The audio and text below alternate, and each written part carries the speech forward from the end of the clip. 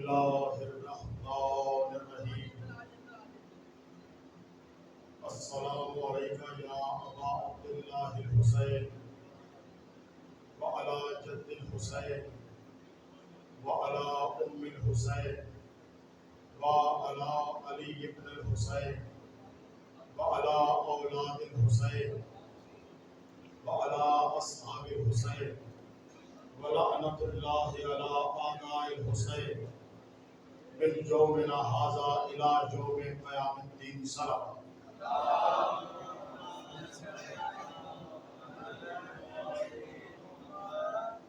قال الله تعالى سبحانه الكريم وهو أصدق الصادقين.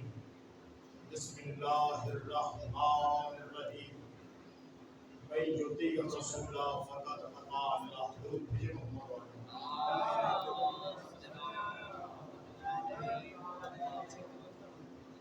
گزشتہ سے منسلک کرتے ہوئے اس اشرائے توحید، اشرائے فضائل حسینی دراصل اشرائے توحید ہے، کیونکہ کم و بیش 1,24,000 انبیاء کی محنت کا ثمر جو بنی نوع انسانی کو مہیا کیا گیا ہے وہ ان 10 ایام میں اس کا سرنامہ لکھا گیا. جناب آدم علیہ السلام نے پروردگار کی ربوبیت کی تعلیم دی. جتنے بھی انبیاء آئے جناب آدم علیہ السلام سے لے کے جناب محمد مصطفیٰ صلی اللہ علیہ وآلہ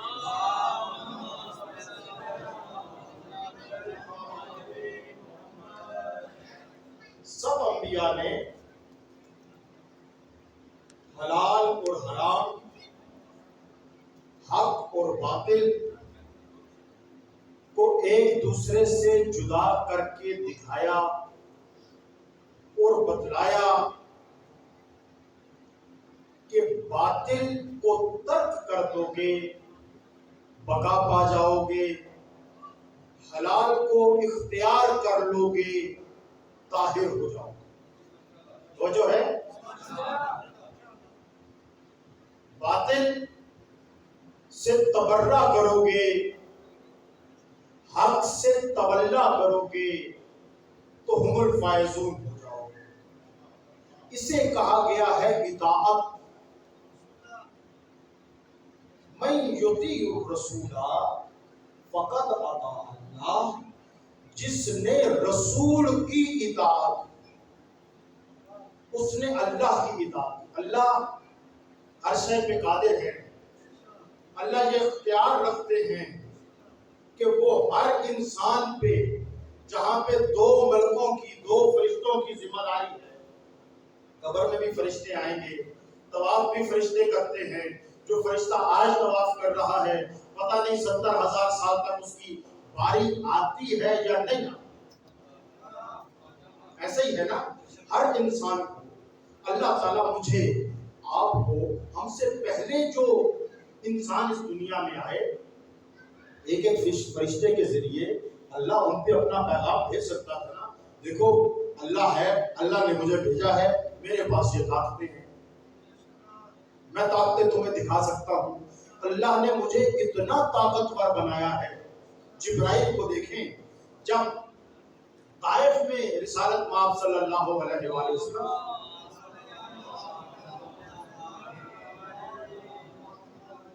دیکھیں اس شجرہ طیبہ کی قربانیاں دیکھیں کہ باپ نے بھی پتھر کھائے، نواسی بھی پتھر کھائے. اسلام کے لیے، اطاعت کے لیے، اطاعت الہیہ کے لیے، اطاعت الہیہ کے لیے قربانی دے رہے ہیں. حق کا پیغام، اعلی کلمت الحق، سیدھا رستہ، صاحب نجات ہونے کے لیے قربانیاں دینی پڑتی ہیں۔ کلام الہیہ میں ہے لما تقولون ما لا تفعلون۔ جب انبیاء علیہ السلام نے یہ بتلایا کہ حق کا رستہ سخت ہے تو پہلے خود سختی برداشت کر کے دیکھا۔ لما تقولون ما لا تفعلون۔ میں نے اپنی دوسری مسجد میں مجلس میں یہ روایت پڑھی تھی کہ کسی نے مولا امام محمد باقر علیہ السلام سے درود بھیجا،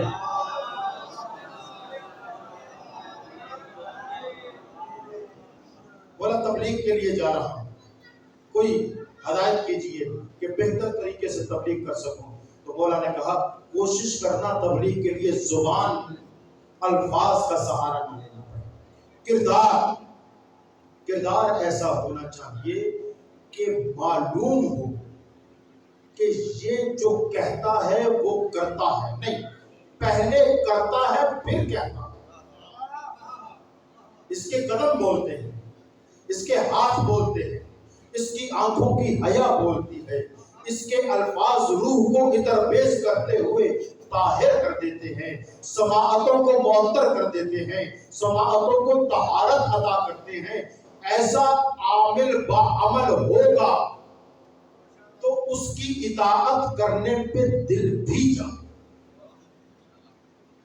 کل کی مجلس میں ہم گفتگو کرتے ہوئے اس مقام پہ پہنچے تھے کہ انسان نے پیسے والے کو، انسان نے طاقت والے کو اپنا ناخدا بھی سمجھا، اور جب اس نے خدائی کا دعویٰ کیا اس کی خدائی کو تسلیم بھی کیا۔ یہ اور بات ہے کہ پروردگار نے اپنے نمائندے بھیج کے، اپنے انبیاء بھیج کے، انبیاء ویسے نہیں بھیجے، ہر نبی کو معجزہ دے کے بھیجا، کسی کو عصا کا معجزہ دے کے بھیجا، کسی کو شفا کا معجزہ دے کے بھیجا، کسی کو ایسی کشتی عطا کی کہ جو صحرا میں طوفان سے لڑ گئی۔ دیکھیں نجات کے لیے جب مکمل انسانیت طوفان اور ہلاکت کی طرف جا رہی تھی تو اللہ نے نوح کو کہا کشتی بناؤ۔ جناب نوح علیہ السلام نے کشتی بنائی، بڑا عرصہ تک تبلیغ کرتے رہے۔ لوگ کہتے ہیں، بلکہ تاریخ کہتی ہے اتنا گریہ کیا، اتنا نوحہ کیا کہ نام نوح ہو گیا، اتنا نوحہ کیا، سفینہ بنایا، کہا یہ سفینہ نجات ہے، جو اس پہ آ جائے گا وہ بچ جائے گا۔ اب نبی کی بیوی رابعہ وہ نبی کا تمسخر اڑاتی تھی، معلوم ہوا نبی کی بیویاں صرف محمد کے دور میں ہی نبی کا حکم، نبی کے حکم سے انکار نہیں کرتی تھی، پہلے بھی اللہ نے انبیاء کو ایسی ازواج دی جو انبیاء کی اطاعت نہیں کرتی تھی۔ جناب نوح کی بیوی، جناب لوط کی بیوی، رسول کی بیویاں، قرآن نے کہا اے میرے حبیب انہیں طلاق دے دے گا، ان سے بہتر ازواج میں تجھے دے دوں گا۔ اطاعت، جو سفینے پہ آ گیا اس نے اطاعت کی، جو سفینے پہ آ گیا اس نے اطاعت کی۔ صحرا تھا، کوئی ساحل سمندر نہیں تھا۔ جناب نوح نے کہا سیلاب آنے والا ہے، طوفانی سیلاب آنے والا ہے، کوئی ماننے کو تیار نہیں تھا۔ بہت عرصے تک کشتی سفینہ نوح بناتے رہے کہ یہ تمہارا سفینہ نجات ہے، لوگ تمسخر اڑاتے رہے، لیکن جس نے اطاعت کی وہ ہلاکت سے بچ گیا۔ تو اللہ نے رسول بھیجے اس لیے ہے کہ رسول کی اطاعت کی جائے اور ہلاکت سے بچا جائے۔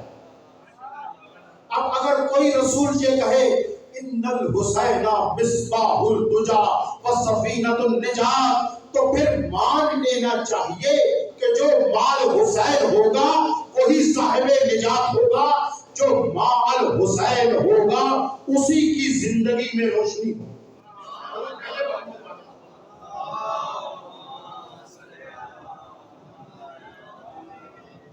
اللہ نے انبیاء کو لائق اطاعت کیوں بنایا؟ اللہ عالم الغیب ہے، اللہ عالم الشہادہ ہے۔ اللہ نے جب ملائکہ سے کہا نا وَإِذْ قَالَ رَبُّكَ لِلْمَلَائِكَةِ إِنِّي جَاعِلٌ فِي الْأَرْضِ خَلِيفَةً، کہ جب اللہ نے کہا کہ میں زمین پہ اپنا خلیفہ بنانے والا ہوں، تو ملائکہ نے آگے سے کہا، کیا کہا؟ فیہا یفسد ویفسد الدماء، وہ دنگا و فساد کرے گا، خون بہائے گا، خون ریزی کرے گا۔ نحن نسبح بحمدک ونقدس لک۔ توجہ ہے، جہاں پہ ایک اور گرہ کو کھولتے چلے۔ ملائکہ کس سے مخاطب تھے؟ اللہ سے براہ راست۔ ملائکہ اللہ سے براہ راست مخاطب تھے، کوئی واسطہ تو نہیں تھا درمیان میں۔ صرف اللہ سے مدد مانگو۔ خاکی مخلوق آج نعرے لگاتی پھر رہی ہے، صرف اللہ سے مدد مانگو، اللہ ہی مدد کرنے والا ہے۔ اللہ کے غیر سے مدد مانگنا انسان کو مشرک کر دیتا ہے۔ اب پروردگار نے ان تمام انسانوں کے لیے پہلی سورہ، دوسری سورہ، سورہ مبارکہ بقرہ میں یہ واقعہ تحریر کر کے، یہ واقعہ نازل کر کے ان آیات میں پروردگار نے بتا دیا کہ جو میرے سامنے بیٹھے ہوئے ہیں نا، جب تک وہ میرے نبی کی تعظیم نہیں کریں گے، میرے نبی کی اطاعت نہیں کریں گے، اس وقت تک وہ بھی ملک نہیں رہیں گے۔ کیونکہ جس نے سجدہ نہیں کیا تھا نا، اس کو اللہ نے کہا تھا، یا ابلیسو ما منعک ان تسجد لما خلقت بیدی، اے ابلیس تجھے کس نے منع کیا اسے سجدہ کرنے سے جسے میں نے اپنے ہاتھوں سے بنایا؟ اللہ کا حکم تھا۔ ابلیس بڑی نمازیں پڑھتا تھا، ابلیس بڑے لمبے سجدے کرتا تھا، ابلیس کی بڑی عبادت تھی، وہ بارگاہ عزتی میں بڑا معتبر تھا، وہ پہلا تھا جسے جنات سے ملائکہ میں لے کے آئے۔ پتہ یہ چلا جو پہلا منکرین سے مومنین میں داخل ہو، اس کا عمل اسے راندہ درگاہ کر دیتا ہے۔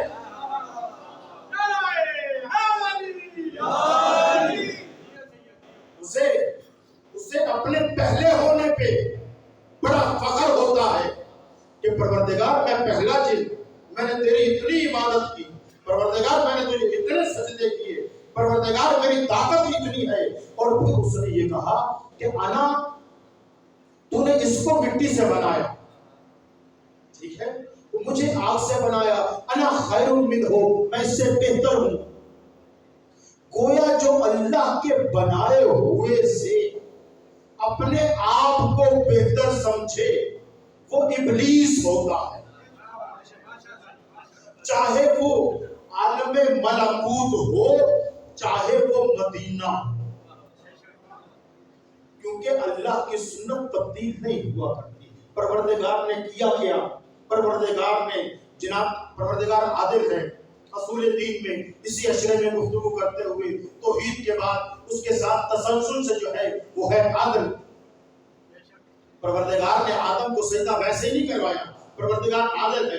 پروردگار نے کہا کہ ان ہستیوں کے اسماء بتاؤ، ملائکہ نے کہا لا علم لنا الا ما علمتنا، ہمیں نہیں معلوم، اتنا ہی معلوم ہے جتنا تو نے بتایا۔ پروردگار نے بتایا، ان کے ذہن میں نہیں رہا، اسی لیے جب پروردگار نے بتایا ان کے ذہن میں نہیں رہا۔ ملائکہ تھے، سامنے تھے، یا آدم انبئہم باسمائہم، آدم نے جب ان کے نام پڑھے، آدم مسجود ملائک کہلایا۔ لوگ کہتے ہیں یہ کیسی بات ہے، پروردگار نے کیسی تعلیم دی کسی ملک کو کسی ایک ذمہ داری، کوئی ایک فرض تفویض کر دیا جائے۔ جیسے جناب اسرائیل علیہ السلام کو پروردگار نے کہا تو نے روح قبض کرنی ہے، چاہے وہ نبی ہو، چاہے وہ مرسل ہو، چاہے وہ صدیق ہو، چاہے وہ شہید ہو، اس کی روح کو قبض تو نے کرنا ہے۔ چاہے راندہ درگاہ ہو، اس کی روح کو بھی تو نے قبض کرنا ہے۔ کیا جناب اسرائیل آج تک اپنا کام بھولے نہیں بھولے؟ اب یہ کیسی ہستیاں ہیں کہ آدم اور ملک کے سامنے ان ہستیوں کو رکھا، آدم نے اسماء ادا کیے، ملک کہنے لگے ہمارے ذہن میں نہیں ہے، اتنا ہی ہے جتنا تو نے بتایا۔ اللہ تو بتا رہا تھا۔ اب ایک اور واقعے کو دیکھیے، مدینہ ہے، ایک قصہ ہے، قصہ کے نیچے افراد ہیں، اور جبرائیل جو افضل الملائکہ ہے، سردار الملائکہ ہے، جو روز آتا ہے در مصطفیٰ پہ، کبھی در زہرا پہ، اطاعت کی انتہا ہے، اللہ کی بھی اطاعت کرتا ہے، جناب سیدہ کا اتنا احترام اور اطاعت کرتا ہے، اتباع محمد اتنا کرتا ہے کہ جناب سیدہ کے دروازے پہ بھی آ کے دق الباب کرتا ہے۔ جبرائیل کو پتا ہے کہ اطاعت الہیہ کرنی ہے، جبرائیل کو یہ معلوم ہے کہ اطاعت رسول کرنی ہے، جبرائیل کو یہ پتا ہے کہ اتباع رسول کرنا ہے، کیونکہ اتباع رسول ہی انسان کے اس دعوے کی حقانیت ہو سکتا ہے کہ ہم اللہ سے محبت کرتے ہیں، ہم اللہ سے محبت کرتے ہیں۔ اتباع رسول کے لیے یہ ضروری ہے کہ اطاعت رسول کی جائے، اتباع رسول کی جائے، محبت اللہ سے ہوگی، نفرت رسول کے دشمنوں سے کی جائے، محبت اللہ کے دشمنوں سے ہوگی، عطا اللہ نے جسے فقیر بنایا ہے اس کو کی جائے، اس کی مدد کی جائے، محبت اللہ سے ہوگی۔ ٹھیک ہے، اب جبرائیل نے دیکھا کسا کے نیچے وہ ذوات مقدسہ چلی گئی، لیکن جبرائیل نے پھر کہا یا رب من تحت الکسا، جسے آدم سے لے کے خاتم تک اور مدینے میں حجرہ سیدہ تک ان ہستیوں کو دیکھنے کے بعد بھی یہ پوچھنا پڑے یا رب من تحت الکسا، اسی لیے پروردگار عادل ہے، اس نے اپنے نمائندے کو مسجود ملائک بنایا ہے، ملکوں کو انسان سے سجدہ نہیں کر۔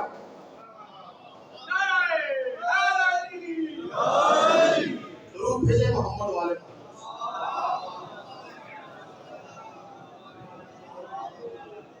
جناب آدم علیہ السلام نے اسماء کی تلاوت کی، پروردگار نے کہا سجدہ کرو، اس سے یہ بات طے ہوئی کہ جو اللہ کا خلیفہ ہوگا اس کا کم از کم علم ملائکہ سے زیادہ ہوگا،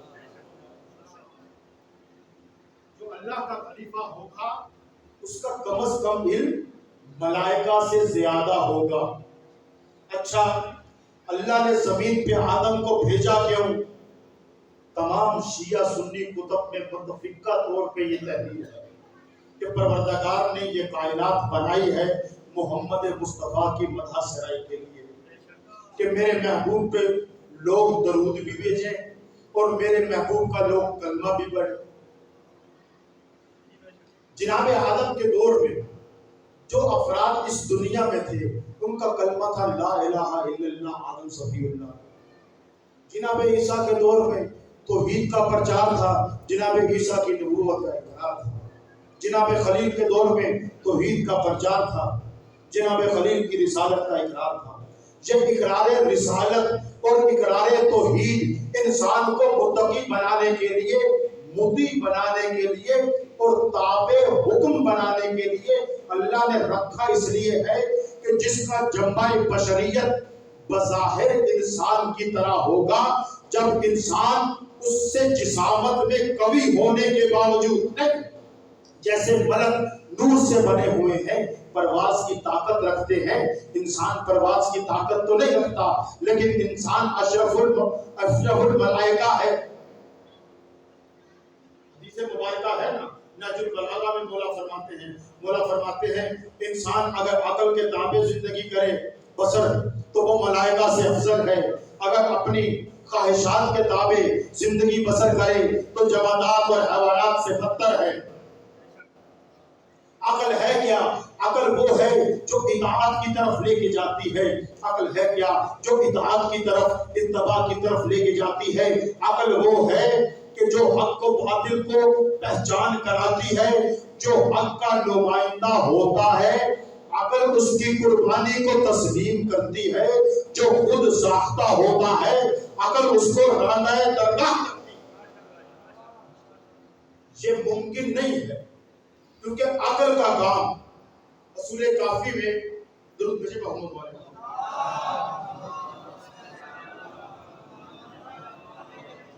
پہلی چیز باب العقل میں جناب امام جعفر صادق علیہ السلام فرما رہے ہیں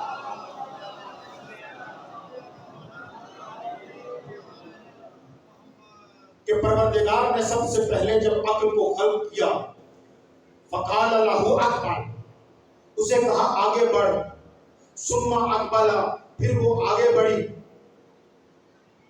ٹھیک ہے، فقال له ادبر، اسے کہا پیچھے ہٹ جا، ثم ادبر، وہ پیچھے ہٹ گئی۔ عقل وہ ہے جو اللہ کے حکم پہ ویسے ہی عمل کرے۔ اگر پروردگار نے کہا ہے نا ولا تجسس، تو تجسس نہ کرنا عقل کے تابع ہے۔ اگر پروردگار نے یہ کہا ہے نا اطیعوا اللہ و اطیعوا الرسول و اولو الامر منکم، تو اللہ کی اطاعت بعین ہی رسول کی اطاعت بعین ہی اولو الامر کی اطاعت اگر ہو رہی ہے تو انسان عاقل ہے، کیونکہ عقل انسان کو موت سے، نقصان سے بچاتی ہے۔ جو انسان خود ساختہ اعمال کرتے ہوئے اللہ کی حدود کو پامال کرتا ہے، اللہ کہتا ہے میرے رسول کی آواز سے آواز بلند نہ کرو، وہ اپنی آواز کو رسول کے در پہ آگے رسول کی آواز سے بلند کرے، وہ فاتر العقل ہے۔ جو فاتر العقل ہے وہ جاہل ہے، جو جاہل ہے وہ ہلاک ہوگا۔ اسی لیے تو بڑے بڑوں نے، جن کے قد بھی بڑے تھے، جن کی آواز بھی بڑی تھی، انہوں نے کہا کہ اگر رسول کا ولی نہ ہوتا تو میں ہلاک ہو جاتا۔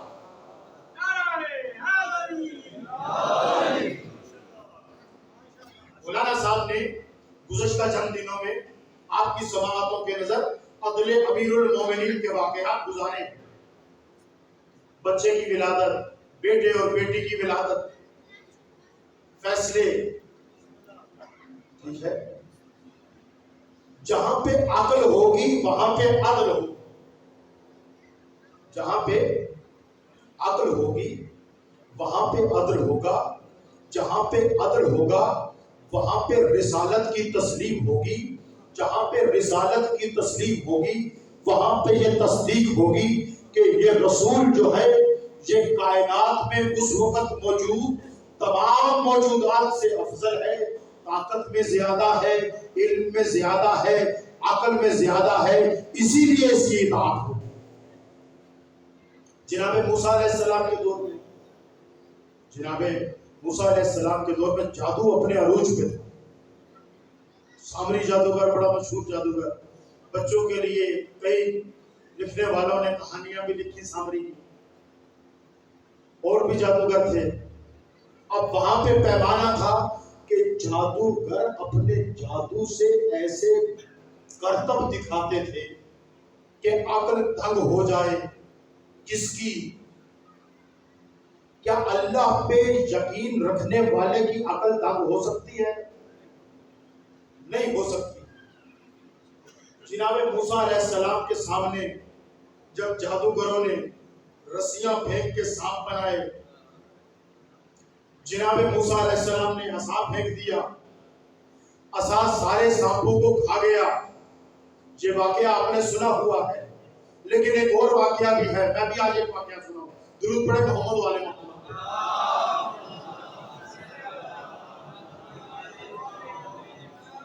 اولو الامر کی اطاعت کیوں ضروری ہے؟ اولو الامر کی اطاعت کیوں ضروری ہے؟ رسالت بنا صلی اللہ علیہ وآلہ وسلم کے پردہ فرمانے کے بعد عیسائی، یہودی اور نصرانی مدینہ میں آئے، انہوں نے آ کے پوچھا رسول کا جانشین کہاں ہے؟ انہوں نے کہا وہ اس جگہ پہ مسند پہ رونق افروز ہے۔ سوال لے کے آ گئے، انہوں نے کہا ہماری کتابوں یہ ملتا ہے، یہ قصہ آتا ہے کہ جو رسول برحق ہے، خاتم النبیین ہے، جسے احمد کہا گیا ہے ہماری کتابوں میں، جس کے جانشین کا نام ایلیا ہے ہماری کتابوں میں، وہ انہوں نے ظاہری جانشین کو تو نہیں نہ کہا، لیکن ایلیا ملتا تو ہے نا، ایلیا ملتا تو ہے نا جسے کبھی سلمان یا فارس العجم کہہ کے پکار رہا ہے، ٹھیک ہے، کبھی میرا رسول میدان خیبر میں کھڑا ہو کے ناد علی کہہ کے بلا رہا ہے. اللہ نے اولو الامر ہر نبی کے ساتھ اس کا خلیفہ،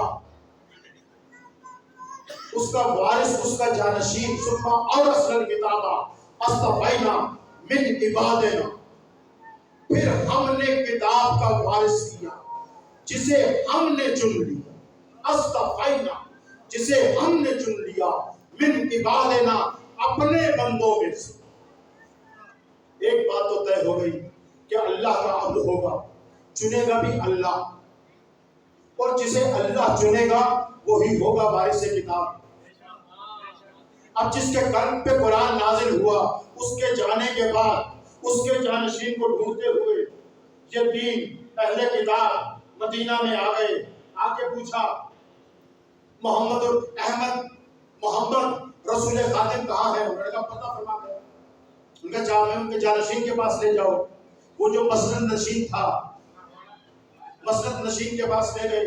اب انہوں نے کہا کہ ہماری کتب میں ملتا ہے کہ جو احمد کا جانشین ہوگا اس میں انبیاء جو ماں قبل آ چکے ہیں ان کے اعجازات مجتمع ہوں گے. دیکھیں اللہ نے محمد کو بنایا ہے سردار الانبیاء. اب اگر کم و بیش 1,24,000 انبیاء کو جو اعجاز اللہ نے دی، جو طاقتیں اللہ نے دی، وہ اگر محمد میں مجتمع نہ ہو تو اللہ کا عدل عدم ہو جاتا ہے. اللہ نے آدم کی طرح محمد کو صفت بھی عطا کی، اللہ نے خلیل کی طرح محمد کو خلت بھی عطا کی، اللہ نے جناب عیسیٰ کی طرح روح اللہ کی کیفیت جناب محمد کو بھی عطا کی، اللہ نے جناب موسیٰ کی طرح کلیم اللہ کی اعجاز معراج پہ بلا کے دکھایا کہ موسیٰ کی معراج طور پہ ہوتی تھی، محمد کی معراج عرش پہ ہوتی ہے. اگر کسی ایک نبی کے پاس بھی محمد سے زیادہ علم ہو تو محمد سردار الانبیاء نہیں ہو سکتے. انبیاء من اللہ ہیں، اللہ کی طرف سے ہیں، اللہ عادل ہے، اللہ نے رسول کی اطاعت کا حکم کیا ہے. اب جب تمام رسول میرے رسول کی امت میں ہیں اور تمام رسول مختلف معجزے رکھ سکتے ہیں تو پھر جو میرا رسول ہے وہ ان سب سے افضل ہے. جب ان سب سے افضل ہے تو ان سب سے زیادہ طاقتور ہے، ان سب سے زیادہ عارف ہے، ان سب سے زیادہ عارف ہے، ان سب سے زیادہ قوی ہے. اگر جناب سلمان علیہ السلام کا وزیر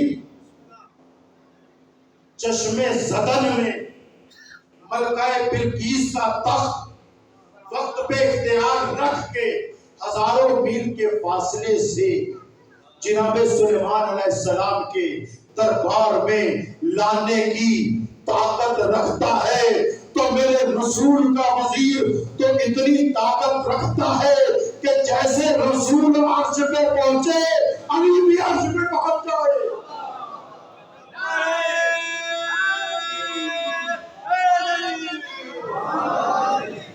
طاقت من اللہ ہے، اللہ نے طاقت دی ہے، اللہ نے اختیار دیا ہے. کیا اللہ ہر شے پہ قادر نہیں ہے؟ اللہ ہر شے پہ قادر ہے، اللہ ہر شے پہ اختیار رکھتا ہے. اب جب انہوں نے سوال کیا انہوں نے کہا اچھا پوچھو سوال. تو کہا میرا نبی جو ہے وہ عصا کو جناب موسیٰ علیہ السلام کا حوالے کیا، میرا نبی عصا کو زمین پہ پھینکتا تھا وہ دہا بن جاتا تھا.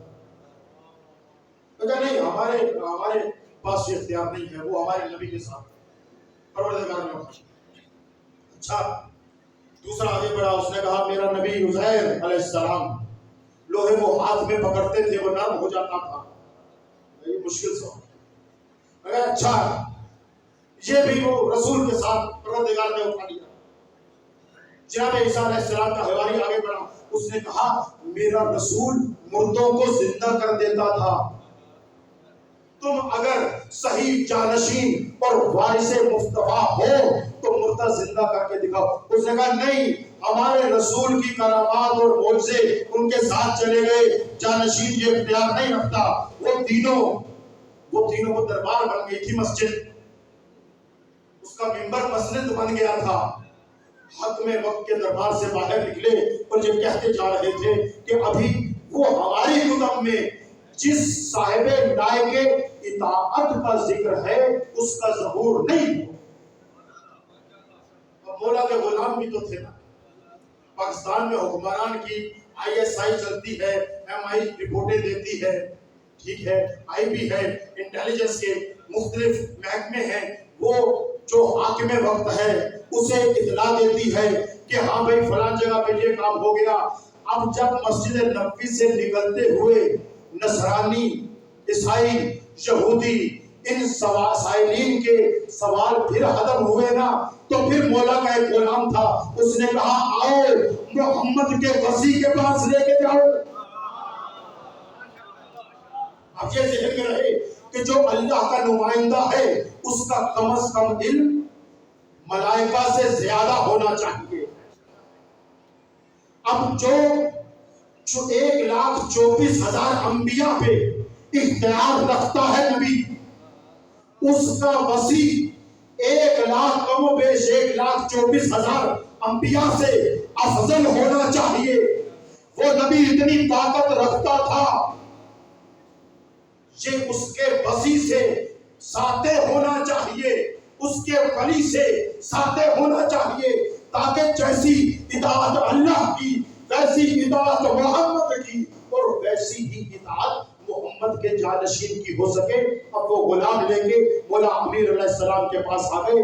جناب عزیر کے حواری نے اپنا سوال کیا, مولا نے پورا کیا. جناب عیسیٰ علیہ السلام کے حواری نے مردوں کو زندہ کرنے کی بات کی, میرے مولا نے اس کا سوال پورا کیا. جناب موسیٰ علیہ السلام کے حواری نے کہا میرا نبی اپنا عصا زمین پہ پھینکتا تھا تو وہ اژدہا بن جاتا تھا.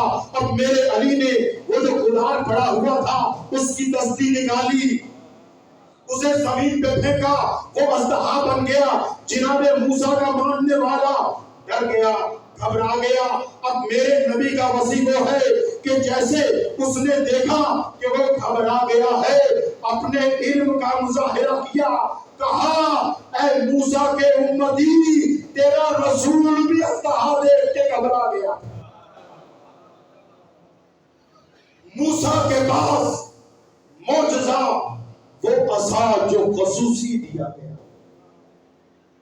یہ علی کی طاقت ہے کہ عام دستہ ہاتھ میں آ کے عصا جتنی طاقت اختیار کرے. اولو الامر, اطاعت, اتباع, ان تینوں نے رسالت مآب صلی اللہ علیہ وآلہ وسلم کی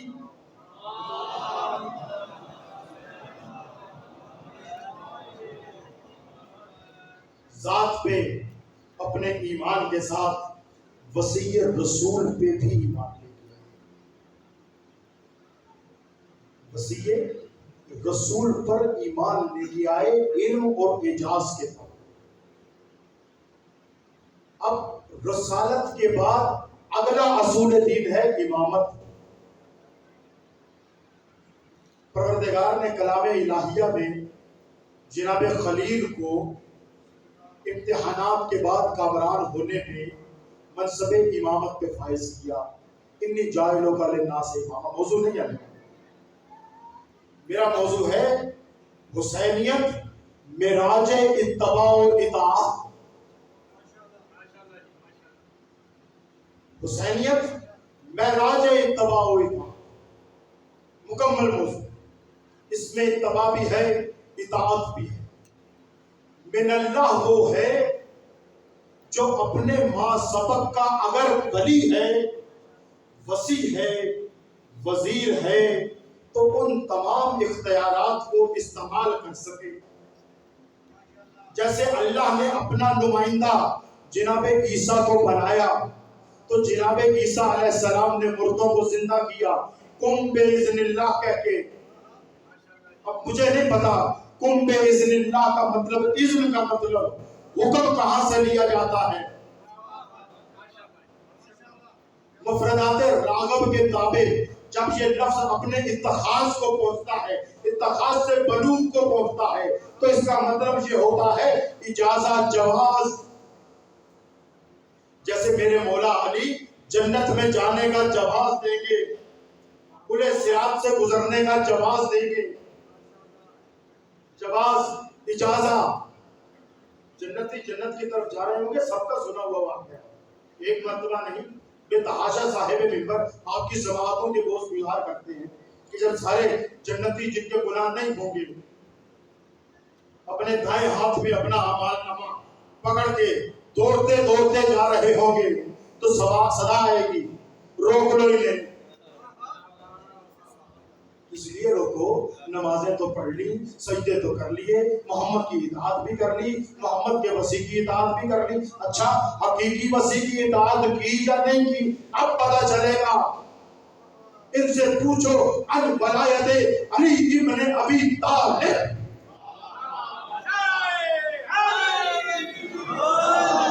मालूम हुआ कि विलायत अली इब्न अबी तालिब आदम से लेके खातिम तक हर नबी की उम्मत पे वाजिब है। ना ईसा का मोमिन, ना मूसा का मोमिन, ना नूह का मोमिन, ना खलील का मोमिन, ना ज़बी का मोमिन, ना याकूब का मोमिन, ना यूसुफ का मोमिन, किसी नबी का मोमिन, ना मोहम्मद का मोमिन अली की विलायत के बगैर जन्नत में नहीं जा सकता। और अगर ये जानते हुए ऐलानात आमाल, ऐलान का इताअत, ऐलान की इताअत, अमल का इत्तबा, रसूल के ऐलान और अमल का इत्तबा, तो मदीना वीरान बस किबला मौजूद, मसाइब करेंगे। मैं मसाइब नहीं पढ़ सकता, मेरी सकत नहीं है, लेकिन बहरहाल फजाइल और मसाइब, सातवीं रात आ गई, छठा दिन गुजर गया। इन 5 दिनों में औलाद रसूल पे जाने क्या क्या पहाड़, मैदान में जाके खैमे से मशकीज़ा लेके जनाब सकीना के लिए मश्क को भरना सरकराए हुए वफा के लिए इम्तिहान नहीं था। लेकिन जब 4 मुहर्रम को लश्कर अश्किया ने क़याम हुसैनी को दरिया से हटाने का कहा और मेरे मौला अब्बास ने तलवार निकाली और मौला हुसैन ने, अब्बास तुम्हें आज के दिन के लिए नहीं था, बड़ी मुसीबत, पता नहीं किसी को मौला अब्बास की ज़ियारत हो, वो मौला अब्बास से पूछे कि मौला आपका सख्त इम्तिहान कहाँ था? सफर में था, मक्तल में था, या भतीजे भाइयों के लाशें उठाते हुए था? बड़े इम्तिहान है। सरकार वफा कई मरतबा गए हैं मक्तल की तरफ। अब एक मक्तल की तरफ जाना एक बच्चे का, वैसे तो झूला बरामद होगा जनाब अली असगर का, मैं उस पेशीन के मसाइब नहीं पढ़ सकता, लेकिन मैं एक और बेटे के मसाइब पढ़ता हूँ, जो बेवा माँ का बेटा, जो बार बार चचा के पास जाता था, कहता था चचा जान मुझे मरने की इजाजत दीजिए, चचा जान मैं भी मकतल में जाऊंगा, चचा जान मुझे मकतल में जाने की इजाजत दे, मैं इन्हें बताऊं कि मैं हैदर कर्रार का पोता हूँ, मैं फातिह खैबर का पोता हूँ। हर वक्त मेरे मौला हुसैन कहते, कासिम तू तो मेरे भाई की निशानी है, कासिम तू तो बहुत कमसिन है, कासिम तू तो मेरे भाई की शबी है, जिन्होंने अकबर जैसी शबी है मुस्तफा को न छोड़ा, कासिम कासिम उनमें जा रहा था। जब चचा ने इजाजत नहीं न दी, अब देखें यतीम भतीजा शहर में आया होगा, शायद मेरा बाप होता तो चचा इजाजत दे देते। खैर माँ को आके बताया, अम्मा जान चचा इजाजत नहीं दे रहे। माँ ने कहा बेटा याद करो, बाप ने एक इमाम ज़मान एक तावीज तुम्हारे बाजू पे बांधा था, वो तावीज खोलो, उस तावीज में वो तावीज जो है लेके चचा के पास चले जाओ। अब तावीज को देख के जनाबे कासिम के चेहरे का रंग बदल गया, चेहरे पे रौनक आ गई। जनाबे कासिम ने तावीज को देखा, पढ़ा, लेके दौड़े चचा के पास गए। चचा को जाके जब तावीज दिखाया, मेरे मौला ने कहा इन्ना लिल्लाहि व इन्ना इलैहि राजिऊन।